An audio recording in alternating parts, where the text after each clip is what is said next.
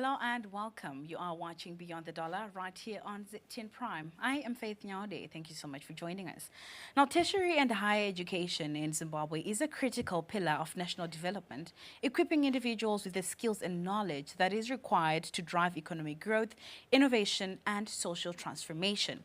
The government has introduced reforms under Education 5.0 policy with a strategy that is aimed at transforming higher education by emphasizing teaching, research, community service, innovation, as well as industrialization. This approach is closely aligned to the NDS-1 and Zimbabwe's broader Vision 2030 goals, which aim to position the country as an upper middle income economy. Now today on Beyond the Dollar, we ask, what are the challenges that the higher and tertiary education sector is facing? Is Zimbabwe's tertiary education system delivering value for students, for the economy, and for the future? And are we building a generation that is ready for the demands of the 21st century? Our discussion, Education 5.0, key to an upper middle income economy. And in studio, I am joined by Ambassador Frederick Shawa, the Minister of Higher and Tertiary Education. Minister, thank you so much for joining us. Thank you, Faith. Thank you for inviting me. Now, let's just get straight into it. We're talking all things tertiary education today, and one of the key issues is the issue of technological advancements. Now, it is accelerating at a very exponential pace, and artificial intelligence is also rapidly now transforming tertiary education from how we are learning, how people are being taught, as well as driving, research, as well as streamlining institutional operations. Now, what is the ministry's vision regarding the role of artificial intelligence in shaping the future of higher and tertiary education here in Zimbabwe? Thank you very much for that question. Artificial intelligence is very novel, as you say, and it is the vehicle of the 21st century in moving information from place to place. And I think that it is important that Zimbabwe braces itself to accept artificial intelligence in our educational sector and generally in our commerce and industry. And artificial intelligence requires that it is accommodated in certain, what can we say, it is to be accommodated somewhere for it to be able to function. And this somewhere is the computer industry. And in our case, the Zimbabwe Center for Higher Performance Computing, which is housed at the University of Zimbabwe, is one such center that will accommodate computers which can function this way. We also have a department in the ministry, which is the Center for Education Research, Innovation and Development, which tries to follow up the way artificial intelligence is being introduced in our system. And in terms of space, we have an agency called ZINSA, which is the Zimbabwe National Geospatial Space Science Agency, which controls our satellites, as it were. And it is all these things which, through which AI manifests itself. And AI, as it is right now, it is the is the science of tomorrow. It's the science of tomorrow. It is the technology of tomorrow in terms of informing the nation, in terms of informing individuals on issues that are relevant to society. For example, across the disciplines, AI manifests itself in our situation. I want to give you an example of how AI can function in your life. When you get to a toll gate, Bindura University has invented an app which enables the vehicles that pass through this toll gate to pass unimpeded, yet to be recorded that they have passed through. This is intelligence. And I think only a few days ago, you must have also watched on television when an app called Chiringa was being popularized.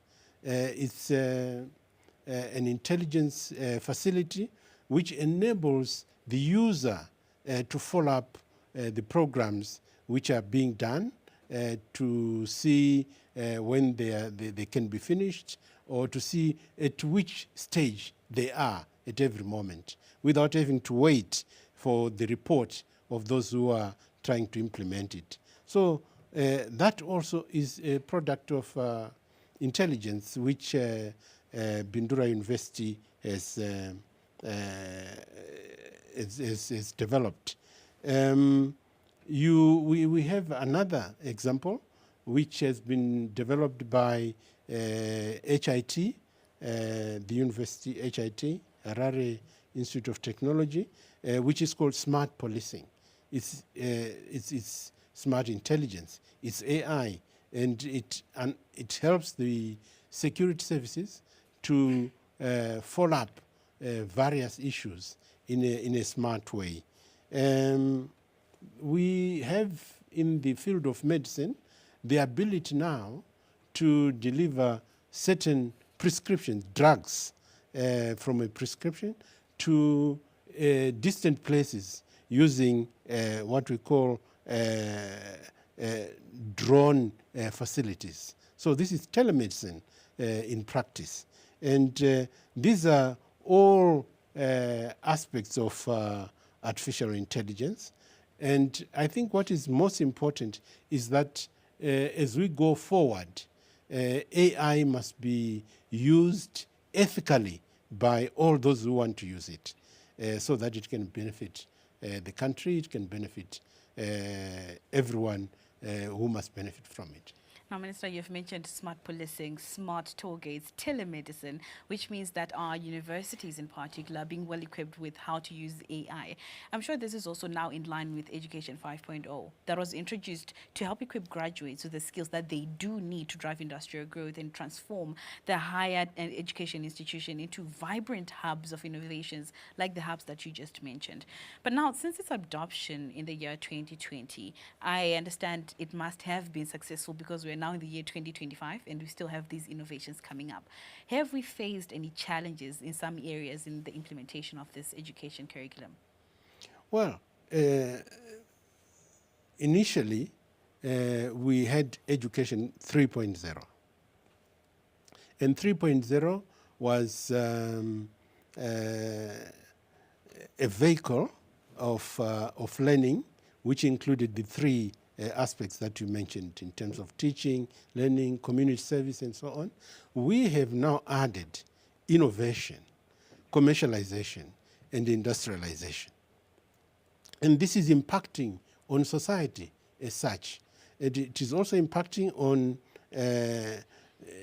the teaching fraternity, in that the universities have to make sure that they innovate, so they create innovation hubs in the institutions, and once they've innovated something, invented something, it must be of use to society, so they proceed to commercialize it. And to commercialize it not only by way of trying to get the patent, which can be used for those who want to mass produce whatever it is, but also they should be able to commercialize it and industrialize it so that it becomes available for use by all and sundry in the population. So now, apart from that, there's another issue of funding that has been noted as an impediment for growth when it comes to innovating or changing our education landscape. And Education 5.0, like I understand, is very resource intensive. It needs a lot of money to be put in so that we can build those innovation hubs, so that we can get machines that are AI intelligent, so that the students are able to use them. How vital then is it for institutions to, or and stakeholders in particular, to secure adequate financial resources in order to support Education 5.0? Thank you very much. Well, first, once a student is in place to do some form of research or to follow whatever they want to follow in their training, they don't need much funds to follow this. But once they have now grasped an idea, and that idea must be propagated so that it can benefit the people, the institutions themselves sometimes do that encouragement to a certain extent, to the extent that the student can say, okay, I'm sure this idea of mine can produce this service. And once that happens, the government itself can assist to some extent to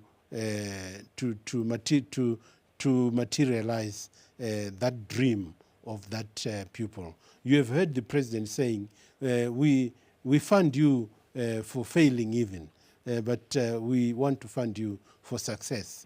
So the universities will get the innovators to a certain stage, but they must get to that stage where they want to produce en masse. And when they get there, they should seek to commercialize.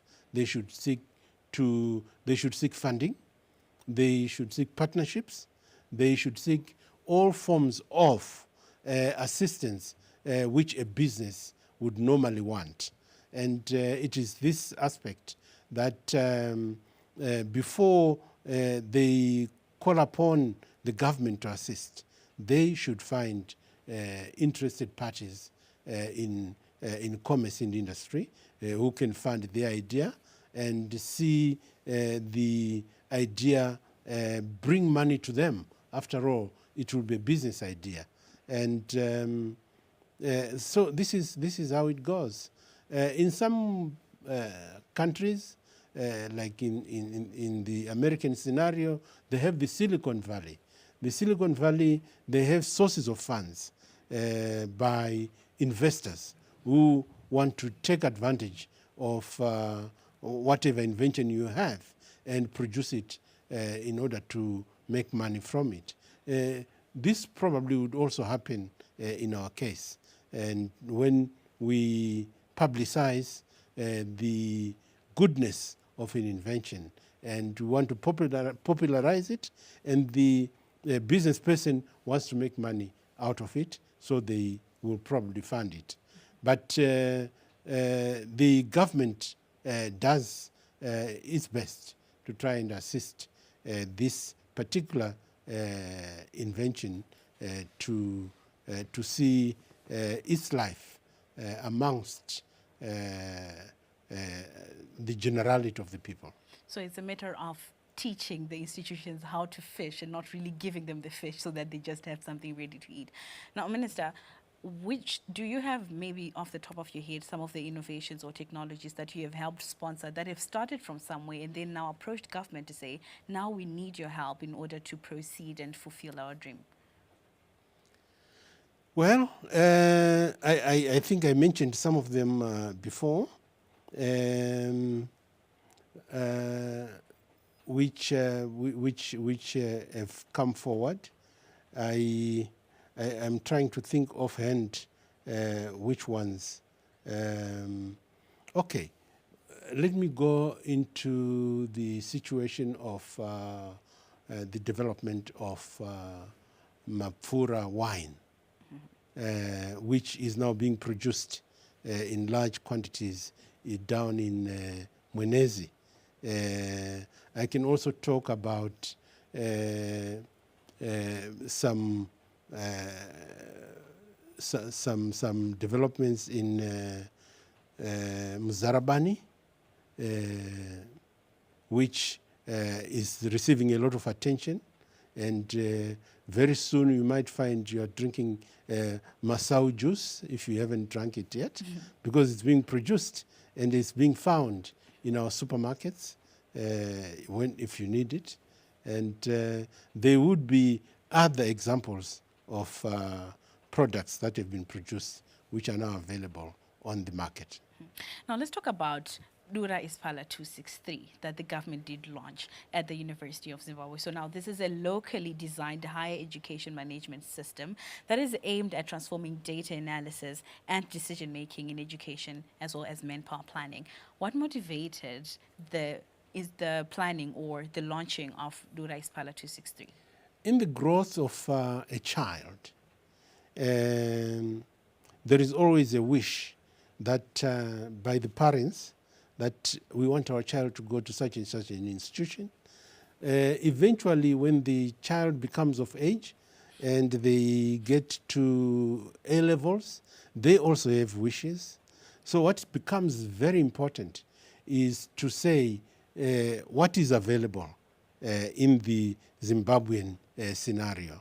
So you look at the information, you find names of, say, for example, 10 universities. But what we want to know after finding this information is to say which of these universities is better than the other. That's And so the authorities had a problem with this kind of information, and the universities came together and they decided to develop an app, and the MSU, the university in Gweru, provided the headquarters for this development, and a number of scholars were put together to develop an app which would answer all the questions. How many universities are there in Zimbabwe? So many universities. How are they ranked? They are ranked like this. What does each university offer? The answer is there by the click of a button. Each university offers the following. What are the pass rates at these universities?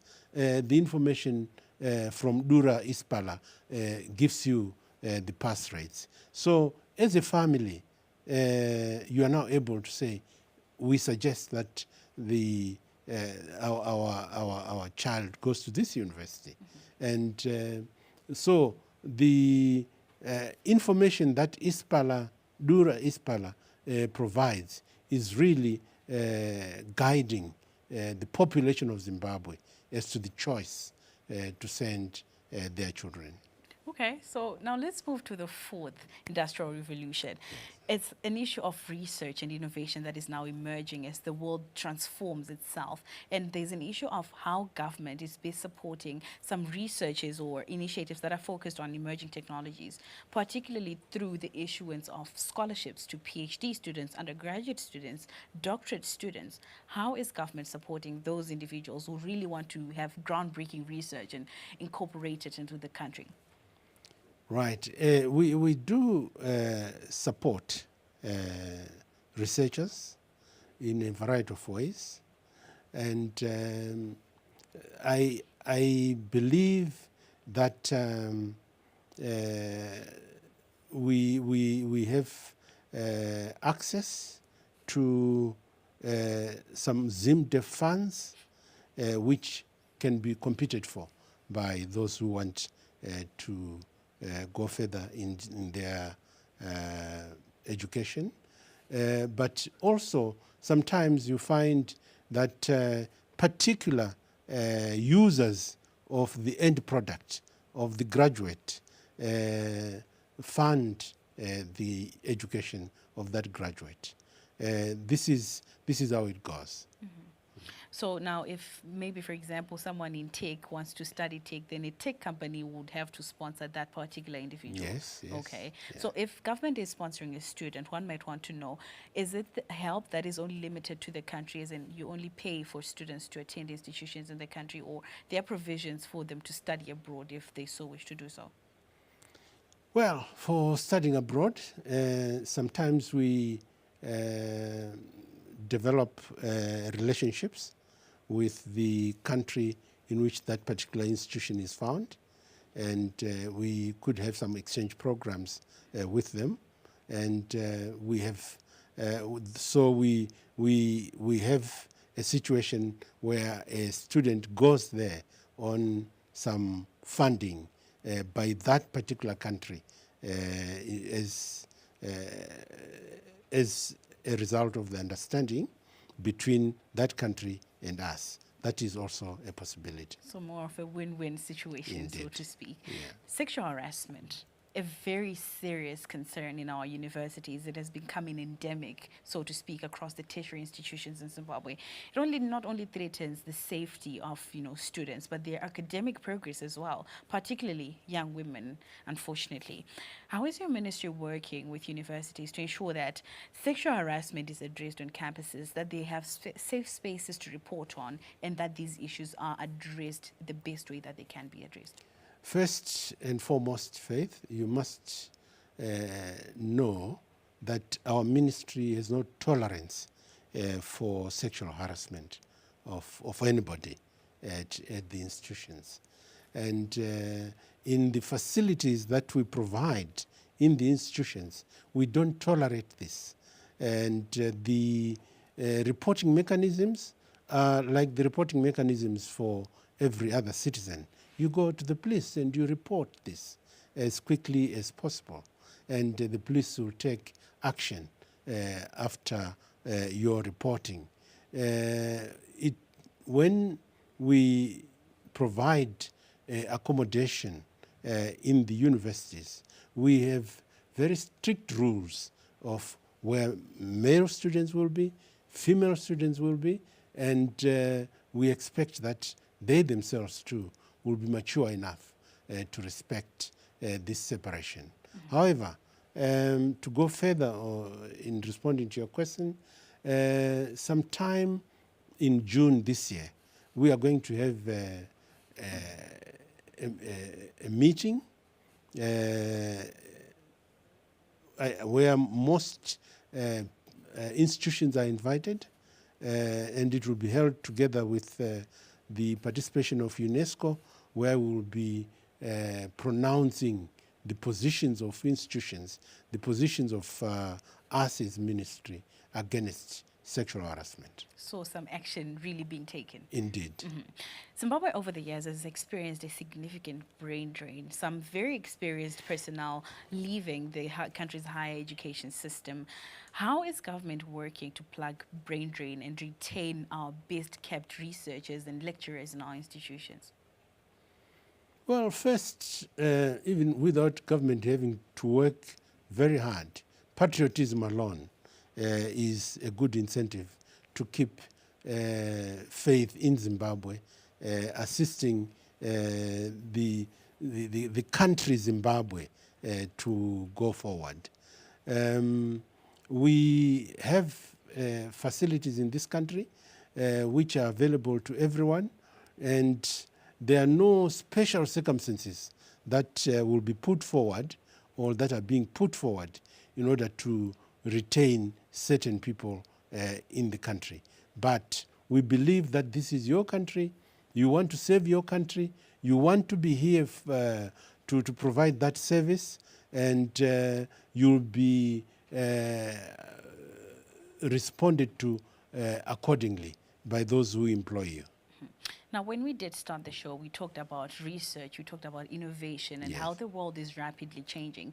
There have been critics and people who have said that there are gaps in our tertiary institutions in regards to what is being taught and what the sectors need. For example, in the engineering sector or in the IT sector, in the tech sector.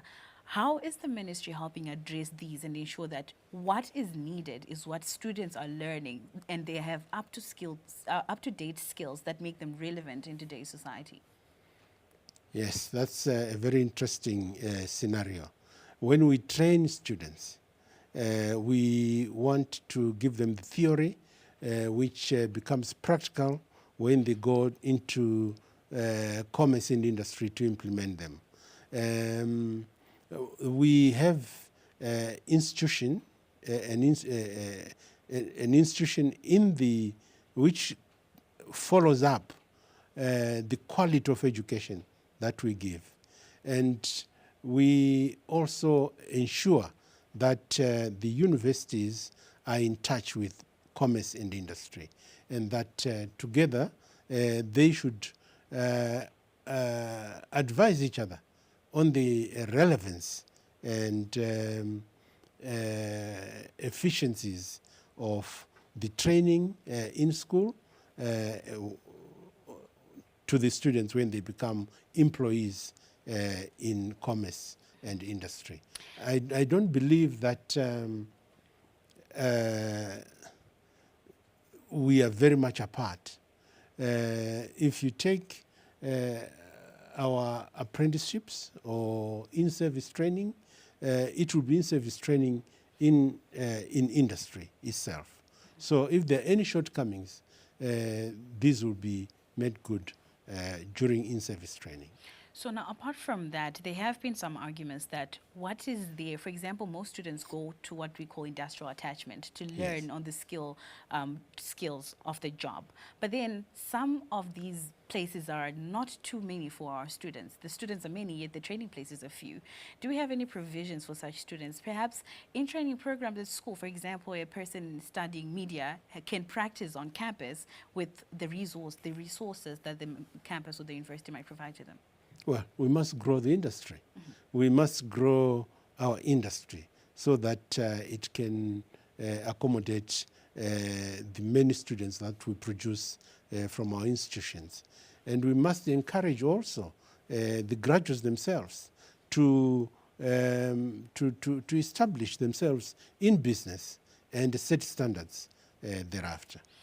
There are still barriers in access to tertiary education here in Zimbabwe. The issue of equity in tertiary education, especially for students that are from the rural areas, due to a lot of reasons, some of them financial, of course.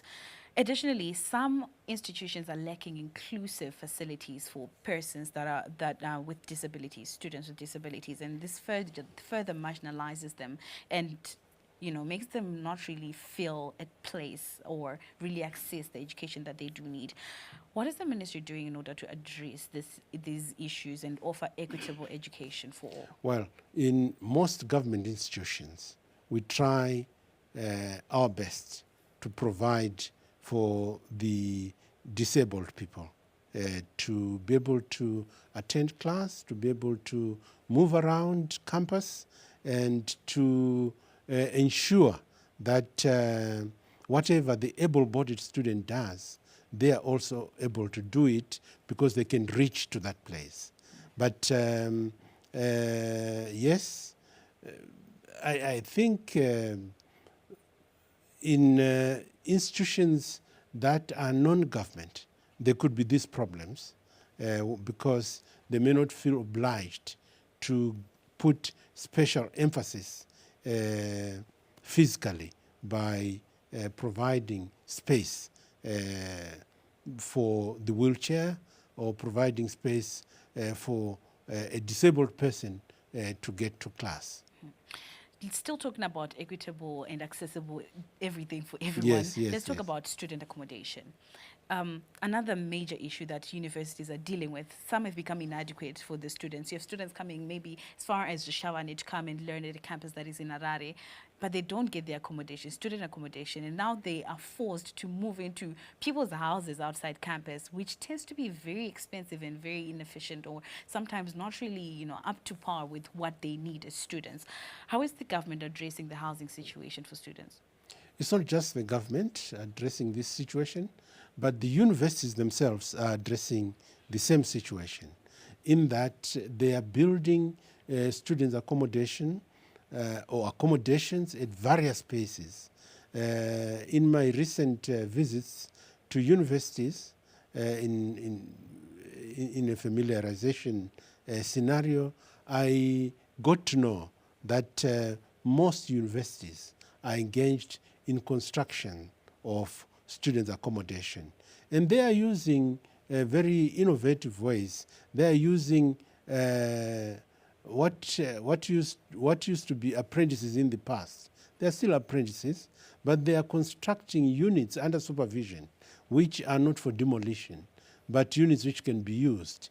So in this particular case, if you went to NAST in Bulawayo, you'll find that they have constructed student facilities for 500 students in partnership with some private sector people. I was recently at I was at Mutare, and some apprentices under supervision are constructing accommodation for 200 students, and I can count 5 or 6 such activities in the various institutions. So all problems being addressed under the Ministry of Higher and Tertiary Education. As much as possible. Well, Minister, thank you so much for sitting down with us today, having this insightful and interesting conversation right here on Beyond the Dollar. Thank you. We have come to the end of the show. Thank you so much for joining us. I was joined by Ambassador Frederick Shawa, the Minister of Higher and Tertiary Education, as we talked all things higher and tertiary education. I have been your host, Faith Nyaude. Pleasant viewing.